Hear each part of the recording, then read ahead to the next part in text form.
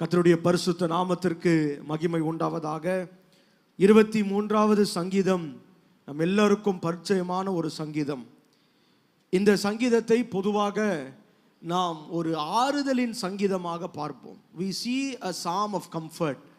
ஒரு ஆறுதலான சங்கீதமாக இதை நாம் கவனிப்போம். ஆனால் இந்த சங்கீதம் நம்மில் எத்தனை பேருக்கு தெரியும்? இது ஒரு அதிகாரமுடைய சங்கீதம். It is a psalm of authority. இந்த சங்கீதம் நமக்கு பரிச்சயமாக இருப்பதனாலேயோ என்னமோ வெறும் வாயினாலே மனப்பாடமாக இந்த சங்கீதத்தை நாம் சொன்னாலும் அது இருதயத்திலிருந்து சொன்னால் அதனுடைய சங்கீதத்தினுடைய அதிகாரத்தை நாம் புரிந்து கொள்ள முடியும் என்று நான் நம்புகிறேன். சிறு வயதிலிருந்தே சின்ன பிள்ளைங்க முதற்கொண்டு இந்த சங்கீதத்தை மனப்பாடமாக சொல்லுவது நல்லதுதான். ஆனால் இந்த சங்கீதத்திலே ஆண்டவர் பல பொக்கிஷங்களை, மறைந்திருக்கும் பொக்கிஷங்களை ஆண்டவர் வைத்திருக்கிறார். இன்றைக்கு சுருக்கமாய் அதை தியானிக்க ஆண்டவர் நமக்கு கிருபை தரட்டும். தாவீது ஒரு துயரமான சூழ்நிலை தான் இந்த சங்கீதத்தை எழுதியிருக்கிறார். ஆனால் ஆறுதலான வார்த்தைகளை சொல்லுவதை விட இந்த சங்கீதத்தை அதிகாரமுடைய வார்த்தைகளாக, விசுவாசமுடைய வார்த்தைகளாக இந்த சங்கீதத்தை எழுதியிருக்கிறதை நாம் இன்றைக்கு கவனிக்க போகிறோம். 23வது சங்கீதத்திலே 3 பகுதிகளாக இதை நாம் பிரிக்க முடியும். முதல் வசனத்திலே நாம் பார்ப்பது ஒரு டிக்ளரேஷன், உறுதியான ஒரு வாக்குறுதி என்று நான் சொல்லுவேன். உறுதியான வாக்குறுதி. கர்த்தர் என் மேய்ப்பராய் இருக்கிறார், நான் தாழ்ச்சி அடையேன். 2 - 5 வசனங்களை நாம் பார்த்தால் ஒரு கிறிஸ்தவனுடைய பிரயாணத்தை குறித்து பார்க்கலாம். It is a journey. ஒரு கிறிஸ்தவனுக்கு எப்படி நடக்கிறது என்பதை குறித்து 2 - 5 வசனங்களை நாம் பார்ப்போம். கடைசியாக 6வது வசனம், 3வது பகுதியாக ஆண்டவர் நமக்கு கொடுத்திருக்கிற ஒரு வாக்கு தத்தத்தை பார்க்கலாம். ப்ராமிஸ், வாக்கு தத்தத்தை அங்கே நாம் கவனிக்க முடியும். முதல் வசனத்தை பாருங்கள். கர்த்தர் என் மெய்ப்பராய் இருக்கிறார், நான் தாழ்ச்சி அடையேன். ஒருவேளை பலவிதமான சூழ்நிலைகளிலே இந்த கால வேளையில நீங்கள் அமர்ந்திருக்கலாம். ஒரு வியாதியின் படுக்கையோ அல்லது ஒரு பண பற்றாக்குறையோ பலவிதமான கடன் பிரச்சனைகளோ ஏதோ ஒரு விதத்திலே நீங்கள் அமர்ந்திருக்கலாம். அதை முறிப்பதற்கு இந்த அதிகாரம், இந்த சங்கீதம் 23 ஒரு பிரேக் த்ரூ கொண்டு வருகிறதான ஒரு சங்கீதம், ஒரு விடுதலையை கட்டவிழ்க்கிறதான ஒரு சங்கீதம். அதனால தான் சொன்னேன், இந்த சங்கீதம் ஒரு ஆறுதலின் சங்கீதத்தை பார்க்கிலும் இது ஒரு வாக்கு தத்தத்தை அல்லது இது ஒரு அதிகாரமுடைய சங்கீதமாக நாம் பார்க்க முடியும். முதலிலே நான் சொன்ன டிக்ளரேஷன் அப்படி என்றால், ஒவ்வொரு நாளும் நாம் காலையில் எழும்பி இந்த விசுவாசமான வார்த்தையை நாம் பயிற்றுவிப்போம் என்று சொன்னால், கர்த்தர் நம்முடைய வாழ்க்கையிலே மெய்ப்பராய் இருந்து ஆச்சரியமான காரியங்களை செய்வதை நம்முடைய கண்களால் அதை பார்க்க முடியும். டிக்ளரேஷன் ஆஃப் ஃபெய்த், விசுவாசத்தினுடைய வார்த்தைகள் என்னவென்றால், கர்த்தர் என் மெய்ப்பராய் இருக்கிறார், நான் தாழ்ச்சி அடையேன். தமிழிலே நான் தாழ்ச்சி அடையேன் என்று இருக்கிறது. ஆங்கிலத்திலே இந்த வார்த்தை எப்படி இருக்கிறது என்றால், I shall lack nothing. என்னுடைய வாழ்க்கையில் ஒன்றும் குறைவுபடாது. ஏனென்றால் கர்த்தர் என் மெய்ப்பராய் இருக்கிறார். இந்த வார்த்தைகளை நம்முடைய வாயினாலே நாம் அறிக்கை செய்ய வேண்டும். ஒருவேளை சூழ்நிலையிலே பார்க்கும் பொழுது அதுக்கு சாதகமாய் இல்லாத மாதிரி தெரியும். சூழ்நிலைகளை கவனிக்கும் போது அதற்கு வாய்ப்பே இல்லாதமாக தெரியும். ஒருவேளை பண பற்றாக்குறை உங்களுடைய வாழ்க்கையில அழுத்தி கொண்டிருக்கலாம். பிள்ளைகளை குறித்த காரியங்கள் உங்கள் வாழ்க்கையில பாரமாக இருக்கலாம். ஆனால் நீங்கள் ஒவ்வொரு நாளும் எழும்பி இந்த விசுவாச வார்த்தையை உங்கள் வாயினால் அறிக்கை செய்யும் போது கர்த்தர் உங்கள் வாழ்க்கையிலே மெய்ப்பராய் இருந்து ஆச்சரியமான காரியத்தை செய்ய அவர் வல்லமை உள்ள தேவனாய் இருக்கிறார். கர்த்தர் என் மெய்ப்பராய் இருக்கிறார். நீங்க பாருங்க, ரோமர் 9வது அதிகாரம் 10வது அதிகாரம் 9-10 வசனங்களை கவனித்தால் நாம் வாயினாலே அறிக்கை செய்ய வேண்டும் என்று வேதம் சொல்லுகிறது. ரட்சிப்பு உண்டாக வாயினாலே அறிக்கை செய்ய வேண்டும். 10வது வசனத்திலே வாசிக்கிறோம், நீதி உண்டாக இருதயத்திலே விசுவாசிக்கப்படும், ரட்சிப்பு உண்டாக வாயினால் அறிக்கை பண்ணப்படும். அறிக்கை செய்ய வேண்டும். ஒவ்வொரு நாளும் காலையில எழுந்து ஆண்டவரின் மெய்ப்பரா இருக்கும்போது ஒன்றும் எனக்கு குறையாது. விசுவாச வார்த்தைகளை நீங்கள் பேச வேண்டும். அந்த அதிகாரம் முழுவதும் நீங்கள் தொடர்ந்து வாசித்தால் ஒரு சுவிசேஷ காரியத்தை பவுல் அங்கே சொல்லுவார். அவர் நீங்க வாயை திறந்து சொல்லாவிட்டால் அவர்கள் எப்படி கேள்விப்படுவார்கள்? நீங்கள் வாயை திறந்து அறிவிக்காவிட்டால் அவர்கள் எப்படி அறிந்து கொள்வார்கள்? அதை சொல்லிட்டு தான் 17வது வசனத்தில் அவர் சொல்லுகிறார், விசுவாசம் என்பது கேள்வியினாலே வரும், கேள்வி தேவனுடைய வசனத்திலிருந்து வரும். இந்த வசனத்தை நம்முடைய வாயினாலே அறிக்கை செய்ய வேண்டும்.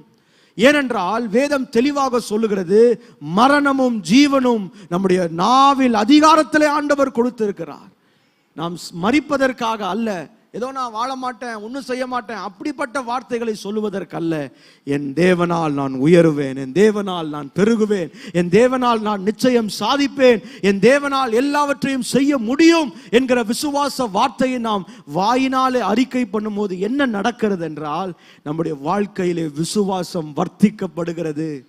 இல்லாத ஒரு காரியத்தை தேவ வசனத்தை கொண்டு பேசும்போது அங்கே காரியங்கள், சூழ்நிலைகள் மாறுகிறதாக பார்க்கிறோம். நம்முடைய கண்களினாலே பார்க்க முடியாது, பிசிக்கல் ஐஸ்னாலே அதை பார்க்க முடியாவிட்டாலும் ஆவிக்குரிய கண்களினாலே கர்த்தர் காரியங்களை மாறுதலாய் முடிய பண்ணுகிறதை நம்முடைய கண்கள் காணும்.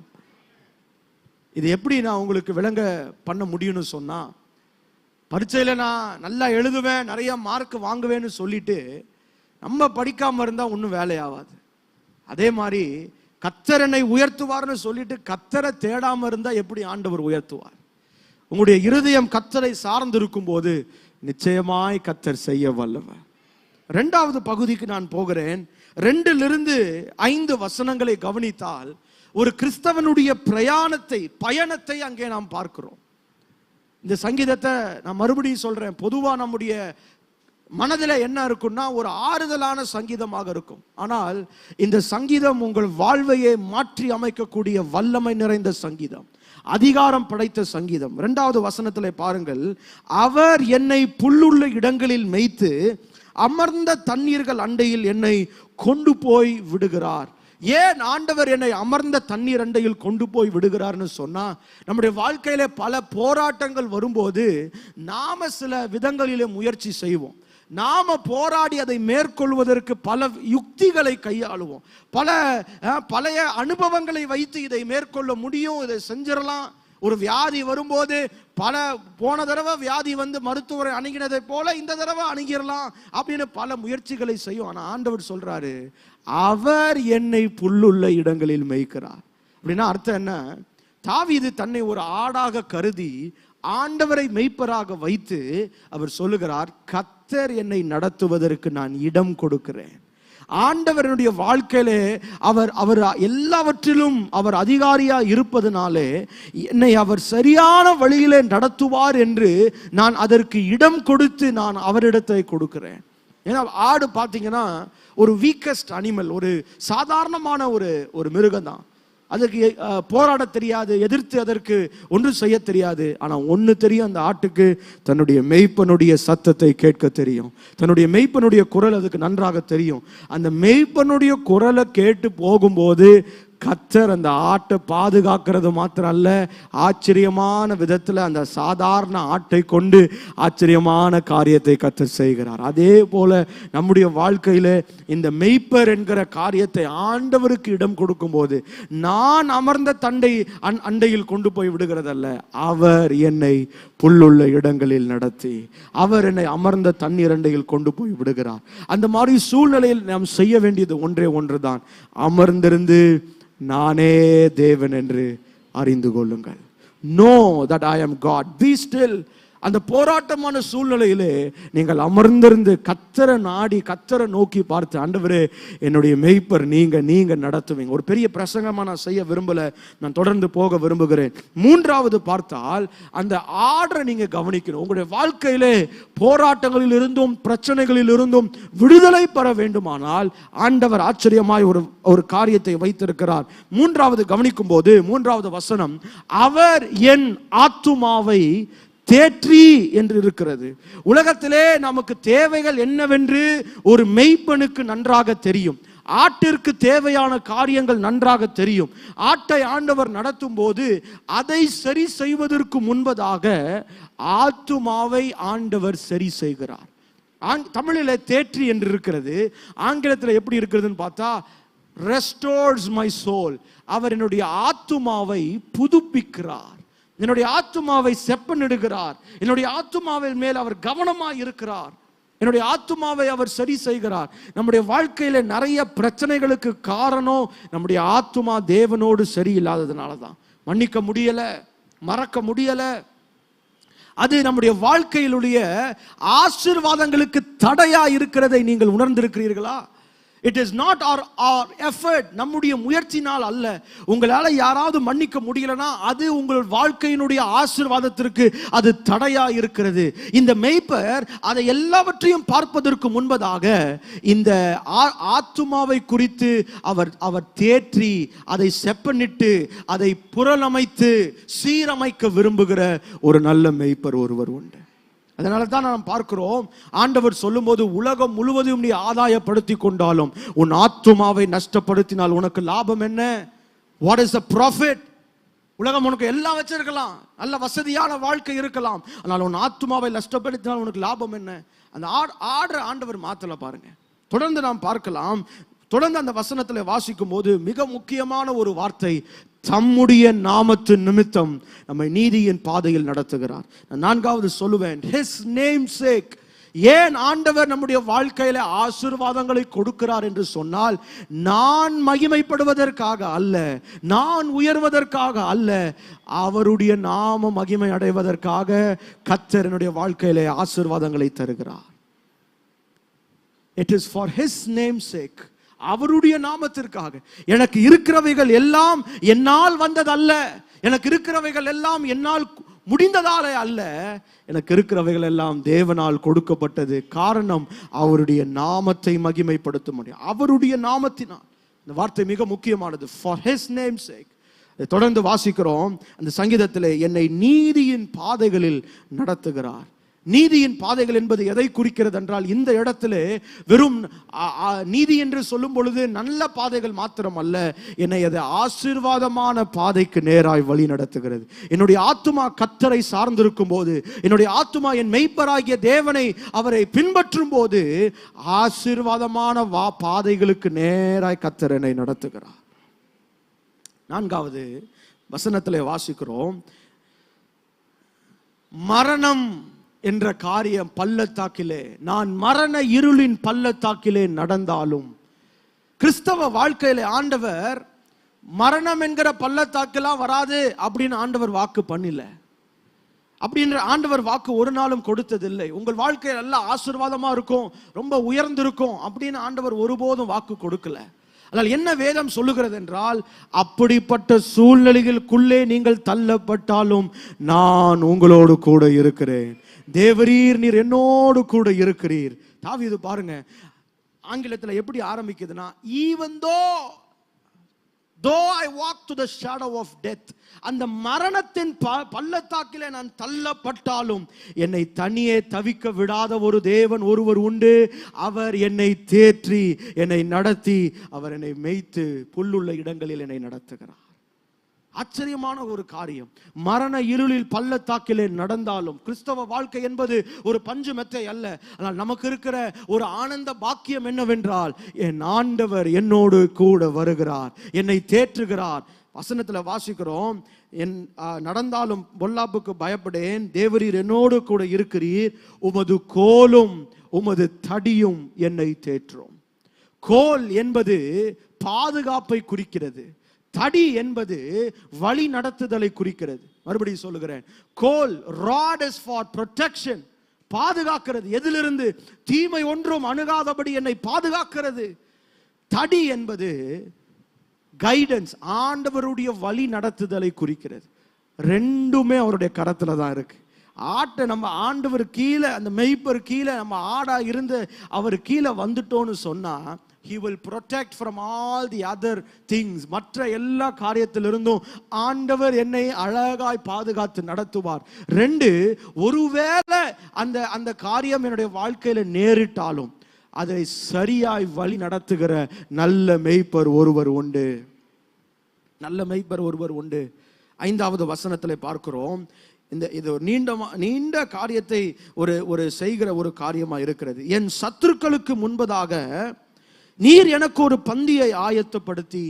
கவனிங்க, ஆண்டவர் நம்முடைய வாழ்க்கையில ஒருவேளை மனிதர்கள் மூலமாய், மனிதர்களுடைய வார்த்தையின் மூலமாய் நீங்கள் காயப்பட்டிருக்கலாம், மனிதர்களுடைய வார்த்தையின் மூலமாய் நீங்கள் நொறுக்கப்பட்டிருக்கலாம், சூழ்நிலைகளினாலே நீங்கள் தள்ளப்பட்டிருக்கலாம். ஆனால் ஆண்டவருடைய பாதத்தில் கொடுக்கும் போது நம்முடைய சத்துருக்களை அவர் நம்மிடத்திலிருந்து நீக்குவதில்லை. நல்லா கவனிச்சு பாருங்க, சத்துருக்களை நம்மிடத்திலிருந்து நீக்குவதில்லை. மாறாக அந்த சத்துருக்களுக்கு முன்பதாக ஒரு பந்தியை ஆயத்தப்படுத்தி என் தலையை உயர்த்துகிற ஒரு நல்ல மேய்ப்பர். அர்த்தம் என்ன? அதன் மூலமாக நான் சர்வ வல்லமையுள்ள தேவன் என்பதை அவர்களும் அறிந்து கொள்ளும் வண்ணமாக கர்த்தர் அதை செய்கிறார். தாவீதுடைய வாழ்க்கையில பார்க்கும் பொழுது எல்லாரும் அவர்களை ஒதுக்கினார்கள். ஒதுக்கினதுனால ஆண்டவர் அவர்களை தாவீதை விட்டு நீக்கல. ஒதுக்கினது யார்? தன்னுடைய சகோதரர்கள், தன்னுடைய தகப்பனார், தன்னுடைய குடும்பத்தினர், தன்னுடைய நண்பர்கள். அதெல்லாம் ஆண்டவர் அவர்களுக்கு முன்பதாக நீக்கல. என்ன பண்ணார்னா, அவர்களுக்கு முன்பதாகவே அபிஷேகம் பண்ணி, இவன் தான் நான் தெரிந்து கொள்ளப்பட்ட ராஜா, இவன் தான் நான் தெரிந்து கொள்ளப்பட்ட பாத்திரம் என்று ஆச்சரியப்படும் வண்ணமாக கர்த்தர் அவரை உயர்த்தினார். அதே தாவீதின் ஆண்டவரைத்தான் நீங்களும் நானும் ஆராதிக்கிறோம். அவருடைய வல்லமை குறைந்து போகவில்லை. இன்றைக்கும் அதே வல்லமையுடைய தேவன் உயிரோடு இருக்கிறார். சத்துருக்களுக்கு முன்பதாக பந்தியை ஆயத்தப்படுத்தி என் தலையை உயர்த்துகிற ஒரு நேசர் ஒருவர் உண்டு. ஹல்லேலூயா. தொடர்ந்து நாம் வாசித்தால் ஆச்சரியமான ஒரு காரியம், உயர்த்துவதோடு மாத்திரம் இல்லாமல் என் பாத்திரம் நிரம்பி வழிய செய்கிற தேவன். அப்படின்னா என்ன அர்த்தம்? போதுமான அளவு மாத்திரம் ஆண்டவர் கொடுத்துட்டு நிறுத்தல, என் பாத்திரம் நிரம்பி வழிய செய்து நான் ஆசீர்வதிக்கப்படுவதோடு மாத்திரம் அல்லாமல் மற்றவர்களும் ஆசீர்வதிக்கப்படுவதற்கு என் ஆண்டவர் என்னை ஆசீர்வதிக்கிற தேவனாயிருக்கிறார். ஆண்டவர் எனக்கு கொடுத்திருப்பதற்கு வெறும் நான் மாத்திரம் அதில் ஆசீர்வதிக்கப்படுவது அல்ல, என்னோடு கூட சேர்ந்து மற்றவர்களும் ஆசீர்வதிக்கப்படும் வாய்க்காலாய் கர்த்தர் என்னை மாற்றுகிறார். என் பாத்திரம் நிரம்பி வழிய செய்ய. ஆங்கிலத்தில் ரொம்ப நல்லா இருக்கு, மை கப் ஓவர்ஃப்ளோஸ். என் பாத்திரம் நிரம்பி வழிகிறது. காரணம், அந்த நிரம்பி வழிந்து ஓடுகிற காரியம் அநேகருக்கு ஆசீர்வாதமான வாய்க்காலாய் அது மாறுகிறது. கடைசியாய் 3வது பகுதியிலே 6வது வசனத்திலே வாசிக்கிறோம், ஜீவனுள்ள நாளெல்லாம் நன்மையும் கிருபையும் என்னை தொடரும். நான் நன்மையும் கிருபையும் தொடர்ந்து போக வேண்டிய அவசியம் இல்லை. நன்மையும் கிருபையும் என்னை தொடர செய்கிற ஒரு நல்ல மேய்ப்பர் ஒருவர் உண்டு. நன்மையும் கிருபையும் என்னை தொடர தமிழ்ல எப்படி அதை விட்டாங்கன்னு தெரியல. ஆங்கிலத்தில் ஒரு நல்ல வார்த்தை இருக்கு, ஷுவர்லி, நிச்சயமாகவே நன்மையும் கிருபையும் நம்முடைய வாழ்க்கையில தொடர செய்யும் ஆண்டவர். நிச்சயமாக. இதை நான் எப்படி வாக்குத்தத்தமாக நான் பார்ப்பதை விட இதை நான் எப்படி பார்க்கிறேன் என்றால் ஒரு உடன்படிக்கையாக பார்க்கிறேன். உடன்படிக்கையாக பார்க்கிறேன். நம்முடைய ஆண்டவர் உடன்படிக்கையை மீறாதவர். எதை ஆபிரகாமுடைய வாழ்க்கையிலே நிச்சயமாகவே நான் உன்னை ஆசீர்வதித்து உன் பேரை பெருமைப்படுத்துவேன் என்று வாக்கு பண்ணின ஆண்டவர், அதே காரியத்தை நம்முடைய வாழ்க்கையிலே அவர் வாக்கு பண்ணுகிறார். நிச்சயமாக நான் உன்னை நன்மையும் கிருபையும் உன்னை தொடர செய்வேன். ஜீவனுள்ள நாளெல்லாம் நன்மையும் கிருபையும் நம்மை தொடரும். நான் கர்த்தருடைய வீட்டில் நீடித்த நாட்களாய் நிலைத்திருப்பேன். ஹல்லேலூயா. இதுதான் ஆண்டவர் நமக்கு கொடுத்திருக்கிற ஒரு மிகப்பெரிய ஒரு காரியம். அவரை நாம் சார்ந்திருக்கும் போது சூழ்நிலைகளை நம்முடைய வாழ்க்கையில் வாயினாலே நாம் அறிக்கை செய்ய வேண்டும். வாயினாலே நான் உயருவேன், நான் தேவனால் பெருகுவேன் என்று நம்முடைய இருதயம் கர்த்தரை சார்ந்திருக்குமானால் நம்மை வாழ வைக்கிற ஒரு தெய்வம் ஒருவர் உண்டு. எழும்பி நிற்கலாம். நாம் ஆராதிக்க போகிறோம். உங்களுடைய வாயிலிருந்து நல்ல வார்த்தைகள் பிறக்க வேண்டும். ஒரு காரியத்தை நான் அடிக்கடி சொல்லுவேன், நான் திரும்ப சொல்றதுக்கு நான் விரும்புகிறேன். ஒரு சண்டே ஸ்கூல் மினிஸ்ட்ரியில இந்த சங்கீதத்தை அவர்கள் சொல்லும் பொழுது ஒரு சின்ன குழந்தை இப்படி சொன்னிச்சான். முதல் வசனத்துல, கர்த்தர் மெய்ப்பராய் இருக்கிறார், நான் தாழ்ச்சி அடையேன். ஆங்கிலத்தில் எப்படி இருக்குன்னா, the Lord is my shepherd, I shall not want. இதை நீங்க எப்படி புரிஞ்சுக்கிறீங்கன்னு கேட்கும்போது அந்த சின்ன குழந்தை எழும்பி சொன்னிச்சான், the Lord is my shepherd, that's all I want. அதுதான் எனக்கு வேண்டும். That's all I want. அதுதான் எனக்கு வேண்டும். என்னுடைய வாழ்க்கையில எனக்கு தேவையான